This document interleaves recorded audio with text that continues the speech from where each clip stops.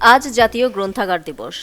জ্ঞানেই মুক্তি, আগামীর ভিত্তি, এই প্রতিপাদ্য নিয়ে সারা দেশের মতো চট্টগ্রামেও দিবসটি পালিত হচ্ছে। চট্টগ্রাম জেলা প্রশাসন ও চট্টগ্রাম বিভাগীয় গণগ্রন্থাগার অধিদপ্তরের উদ্যোগে আজ দুপুরে নন্দনকাননে অবস্থিত গণগ্রন্থাগার মিলনায়তনে আলোচনা সভা অনুষ্ঠিত হয়। চট্টগ্রাম বিভাগীয় গণগ্রন্থাগার দপ্তরের উপপরিচালক আশিস ভদ্রের সভাপতিত্বে অনুষ্ঠিত আলোচনা সভায় বক্তব্য রাখেন চট্টগ্রাম জেলার অতিরিক্ত জেলা প্রশাসক শিক্ষা ও আইসিটি পাঠান মোহাম্মদ সাইদুজ্জামান, চট্টগ্রাম মাধ্যমিক উচ্চশিক্ষা দপ্তরের উপপরিচালক মোহাম্মদ আব্দুস সালাম, জেলা শিক্ষা কর্মকর্তা আব্দুল আজিজ, সিনিয়র লাইব্রেরিয়ান ঋষিকেশ পালসহ অন্যান্যরা। বক্তারা বলেন, একজন মানুষের সবচেয়ে বড় নিত্যসঙ্গী বই। বই মানুষকে জ্ঞানী করে, বই মানুষকে সম্পদশালীও করে। একজন মানুষকে বেঁচে থাকতে হলে বইকে আঁকড়ে ধরে থাকতে হবে।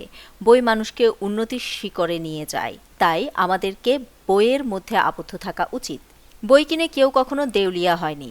বইয়ের মধ্যে পুঁজি বিনিয়োগ করলে সবচেয়ে বেশি সফলতা অর্জন করা যাবে।